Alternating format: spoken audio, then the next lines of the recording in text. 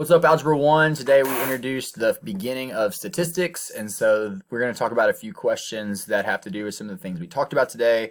We talked about dot plots, we talked about histograms, and we talked about box and whisker plots. So it says there's a teacher who finished grading some quizzes for one of his Algebra 1 classes, and the table shown is all the recorded grades. And he's worried that the students may not have understood the material covered on the quiz, and he'd like to get a better idea of how the class did as a whole. What would you recommend? Dot plot, box and whisker plot, or a histogram? Well, I think there could be several different ideas that people could explore. A box and whisker plot really gives you an idea of the quartiles. How did the bottom 25% do? How did the middle 50% do? How did the upper 25% do? A histogram is what I think I would pick because it kind of gives you an idea of like, well, how many people scored between 50 and 60? How many people scored between 60 and 70? And I'm not sure I would pick a dot plot for this because a lot of these are not going to repeat. Dot plots are for like smaller data ranges, where you may say, okay, how many 20s did I get? And how many 30s did I get?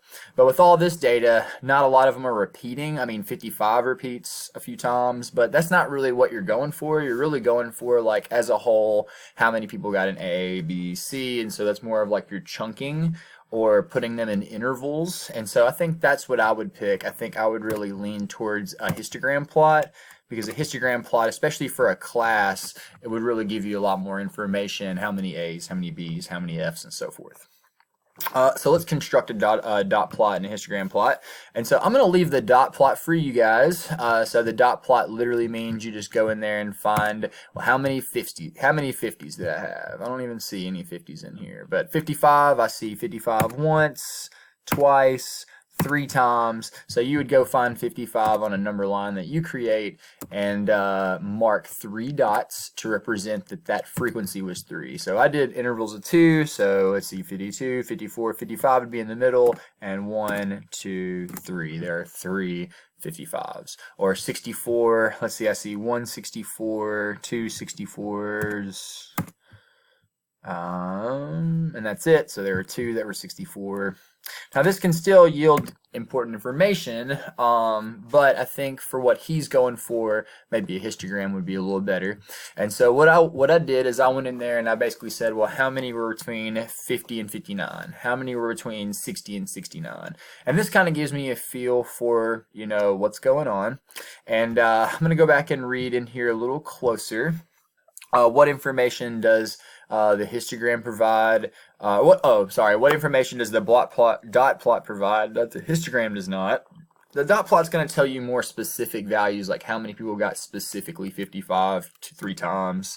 You're not going to see that in the histogram because all of those 55s are just kind of in this first box, so it doesn't really tell me about like the mode, for example. We talked about the mode as the number that occurs the most, and so you're losing that a little bit, but you're still getting a pretty good feel. And later it says the students argue that more than half of them failed and they think they should let them retake it, and a grade of 56 in this class seems to be failing. And so if you take that in, I mean, half the class, that's definitely not right. So let's just say all 7 of these failed, which that may or may not be true. We'd have to go in the table and see how many scored in the 50s and see how many were above 56, like 57, 58, 59. But my point is that there's 26 kids in the class, and based on 56 failing, I mean, we could just quickly add up 8 plus 5 plus 4 plus 2. I mean, that is 19 kids, and 19 divided by 26 to calculate that percentage of how many kids passed. I mean, 73% are passing. So they must not have the same information that we do to say that half of them are failing. So that's kind of how I'd approach that question. I didn't complete the dot plot. Hopefully you will, and show me or your teacher what you got. And then I went ahead and ran some statistics on the box and whisker. So today we talked about how to let your calculator do the box and whisker. We'll also do it by hand, but I went ahead and put all of those grades in list 1. You can ignore list 2 and 3 for just a moment, but I put them all in list 1. And I went to stat, I went to calculate, and then the very first option, number 1, and then I want to make sure that I'm using list 1. I did that by pressing second and the number 1. You can see L1 in blue there, and that lets the calculator know, like, hey, I'm trying to get you to do this particular one. So let's see if it'll calculate it. And basically I went down here and I figured out what all of the minimums, the maximums, and then the quartiles, which I think at first can be challenging for many students. But basically 25% of the class scored here between a 52 and a 56. And then another 25%, they did a little bit better. This middle 25%, well, one of the middle 25%, they score between 56 and 64.5. So again, that represents 25% of the entire class. And to get a feel for like how many kids that is exactly, 25% is a decimal, 0.25 times 26 kids. So roughly 6 to 7 kids scored in these ranges here. Same thing here. So the median is the middle value. If you ordered them all from least to greatest, 64.5 tells me that there's an even number of data, and they took the two middle numbers and averaged them together, added them and divided by 2. And you know that because 64.5 isn't in the table as a possible grade.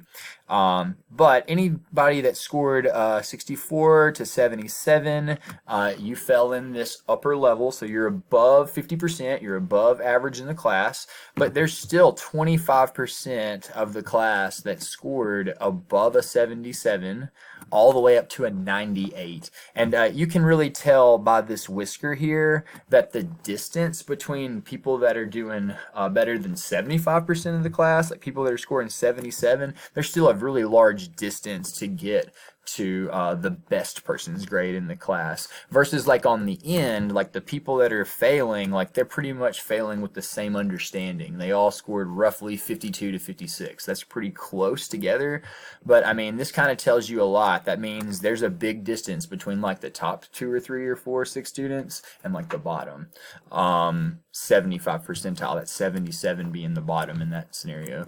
So let's move on to a different question. It says that there's a bowling tournament. George is bowling. He recorded his scores, and a perfect score would be 300. And so I went ahead and threw those values in list 2 and list 3. I recommend most students just to put them always in list 1, but for this video I wanted to go ahead and get the data in there, so I wasn't taking time to plug them in during the video. So what I did is I said, okay, here's his first tournament and here's his second tournament, and you make sure all the values are in the list, no more, no less, and the exact values are important. And so I go back to stat, I went to calculate, I picked the very first one, and then mine is in list 2, so normally we put them in list 1 always, but you don't have to put them in list 1. You can tell it a different list to study. And so I went ahead and went down here and figured out what are those 5 important values for the Box-and-Whisker plot. The minimum, the first quartile, which is the value that's above 25% from the bottom, but still has 75% ahead in terms of like least to greatest. Your median value, that 75th percentile value, which we call Q3, and then also 272 is your maximum value. So what I did was I ran those on both of these. Let me move my face. And so I've gone ahead and drawn a little Box-and-Whisker here. I mean, it's not labeled as best as it could be. Maybe you take time to put the numbers on each of those places. But basically, it's wanting you to calculate these things and kind of interpret your findings. Basically, it looks like they shot fairly similarly. It looks like the minimum values were very close to each other, 78 to 177, so consistent bowling on his worst games. His median value was exactly the same. They were both 188. I think a lot of people would say those Q1 values are very similar as well. Now, he did have some distance between his Q3 values here, but let's go ahead and talk about what's really standing out. His maximum value in that first tournament was 272, and that is considerably further than his maximum, or really any of the values up to that point. And so that's kind of what I would kind of look for when I'm trying to interpret or analyze two box and whisker plots. You're really matching up each value and trying to figure out where they're different, where they're the same, and what all that can tell you. So the last thing I think we just decided to do together, this is a review, and this is another place in the calculator that you use that stat button. So I'm going to pause the video. I'll be right back. And I'm back. So what I wanted to do is take time to go into the calculator and set up plugging these values into what we call stat edit. And we want to do this because we need to give the calculator the information in a table. And so I want to go to stat and basically put them in list 1 and list 2. And this is basically like my x values and my y values. List 1 is for x, L2 is for y. And when I go to stat, there are several different regression types. If you think it's linear, if you think it's quadratic or cubic or quartic, this is where you tell the calculator, hey, I think it's in this parent function family. And there's so many more that you will learn about. We also know about exponential regression, and later you'll even talk about logarithmic. Oh, it's so awesome. So you'll get there. But this is basically asking the calculator for the equation that you think it fits. So you have to be able to look at the data and ask yourself, is it linear? Is it exponential? Is it quadratic? What's going on? So from 4 to 11, you could either think of it as, hey, it added 7. Or you could think of it as like it either multiplied by almost 3 or like somewhere between 2 and 3. It just depends on what's going on with what we call the growth factor. And so let's study how it happened the next time. I don't think it added 7. It added more like 18. And this is a huge hint. Especially as you keep looking, if this continues to get further and further apart, it is definitely not linear.